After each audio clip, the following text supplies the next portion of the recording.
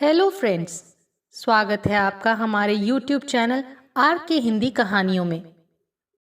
आज की कहानी है पतिया सास, यानी पति के रूप में साक्षात सास। कविता ने टाइम देखा।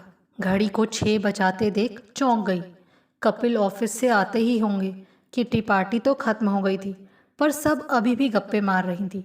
किसी को घर जाने की जल्दी नहीं थी।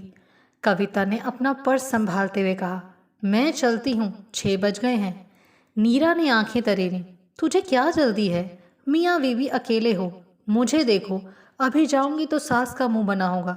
ये सोचकर अपना ये आनंद तो नहीं छोड़ सकती ना। अंजलि ने भी कहा, और क्या कविता, तुझे क्या जल्दी है? हम कौन सा रोज रोज मिलते हैं। हाँ, पर कपिल आने वाले होंगे तो क्या हुआ? पति है, सास नहीं। आराम से बैठ, चलते हैं अभी। कविता बैठ तो गई, पर ध्यान कपिल और घर की तरफ ही था। दोपहर वो टीवी पर पुरानी मूवी देखने बैठ गई थी। सारा काम पड़ा रह गया था। घर बिखरा सा था। उसके कपड़े भी बेडरूम में फैले थे।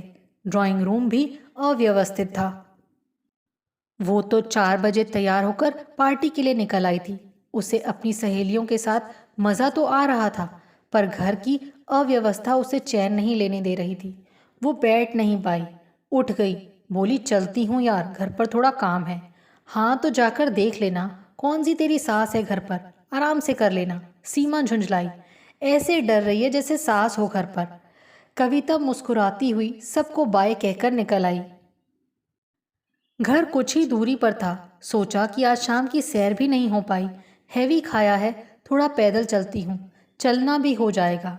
फिर वो थोड़े तेज कदमों से घर की तरफ बढ़ गई। सहेलियों की बात याद कर मन ही मन मुस्कुरा दी कि कह रही थी कि सास थोड़ी ही है घर पर। उन्हें क्या बताऊं, चचिया सास, ददिया सास तो सबने सुनी होंगी। पता नहीं पतिया सास किसी से सुनी भी है या नहीं। पति या सास, पर वो सड़क पर अकेली हंसती।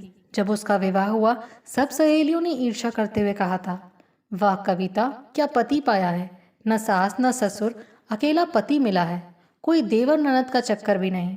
तू तो बहुत ठाठ से जिएगी। कविता को भी यही लगा था। खुद पर इतराती कपिल से विवाह के बाद वो दिल्ली से मुंबई आ गई थी।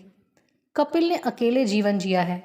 वो उसे इतना प्यार देगी कि वो अपना सारा अकेलापन भूल जाएंगे।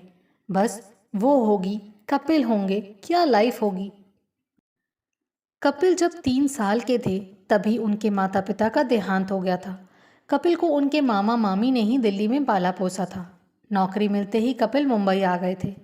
खूब रंगीन सपने संजोए कविता ने घर गृहस्थी संभाली तो 1 महीने में ही उसे महसूस हो गया कि कपिल को हर बात, हर चीज़ अपने हिसाब से करने की आदत है।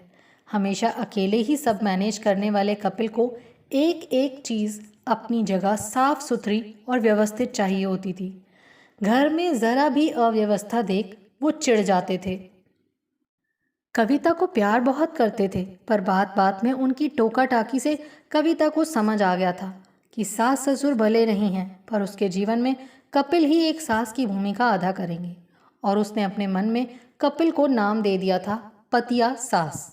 कपिल जब कभी टूर पर जाते तो कविता को अकेलापन तो महसूस होता, पर सच में ऐसा लगता था जैसे अब घर में उसे बात बात पर कोई टोकेगा नहीं।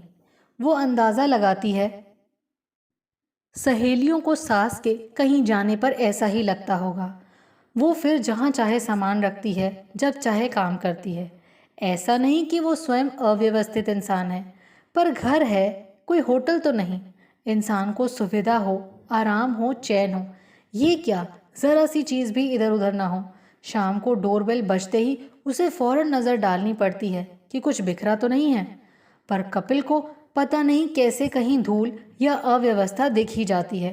फिर कभी चुप भी तो नहीं रहते, कुछ ना कुछ बोल ही देते हैं। यहाँ तक कि जब किचन में भी आते हैं तो कविता को यही लगता है कि साक्षात सासू वहाँ आ गई हैं। अरे, ये डिब्बा यहाँ क्यों रखती हो? फ्रिज इतना क्यों भरा है? बोतलें खाली क्यों हैं? मेड ने गैस स्टोव ठीक से साफ नहीं किया क्या? उसे बोलो कभी टाइल्स पर भी हाथ लगा ले। कई बार कविता कपिल को छेड़ते हुए कह भी देती है, तुम्हें पता है तुम 2 in 1 हो। वो पूछते हैं क्यों? तुम में मेरी सास भी छिपी है जो सिर्फ मुझे दिखती है। इस बात पर कपिल झेपते हुए खुले दिल से हंसते तो वो भी कुछ कह नहीं पाती। सालों पहले उसने सोच लिया था कि इस पतिया सास को जवाब नहीं देगी। लड़ाई झगड़ा उसकी फितरत में नहीं था।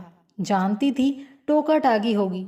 ठीक है, होने दो, क्या जाता है, एक कान से सुनकर दूसरे से निकाल देती हूँ। अब तो विवाह को 20 साल हो गए हैं। एक बेटी है सुरभि। सुरभि के साथ मिलकर वो अक्सर इस पतिया सास को छेड़ती रहती है।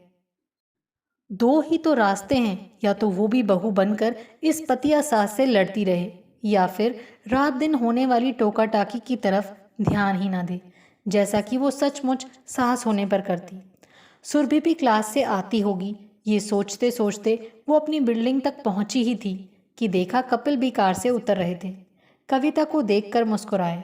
कविता भी मुस्कुराई और घर जाकर होने वाले वार्तालाप का अंदाज़ा लगाया। अरे, ये कपड़े क्यों फैले हैं? क्या करती हो तुम? 10 मिनट का काम था। ये सुरभि का चार्जर अभी तक यहीं रखा है, वगैरह वगैरह। कपिल के साथ ही वो लिफ्ट से ऊपर आई।